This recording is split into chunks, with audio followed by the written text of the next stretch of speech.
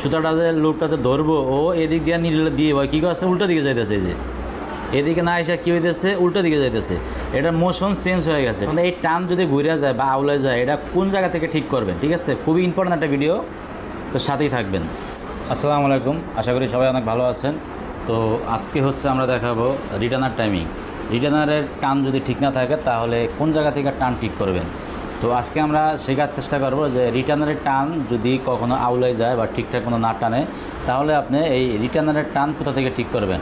তো বন্ধুরা ভালো করে খেয়াল করুন, আমাদের এই মেশিনে রিটার্নারের টান ঠিক আছে কিনা দেখেন। রিটার্নার মিলানোর সিস্টেম হলো এই দেখেন, আমি সর্বোচ্চ নিডেল বার নিচে নামাইলাম, নিচে নামানোর পরে আমি এই স্ক্রুটা লুজ দিলাম, লুজ দেওয়ার পরে আমি একদম নিডেলের বরাবর দিয়ে দিব, ঠিক আছে? তো আমি এই দেখেন নিডেলের বরাবর দিয়ে দিলাম, দেওয়ার পরে দেখেন খেলাটা কি হয়।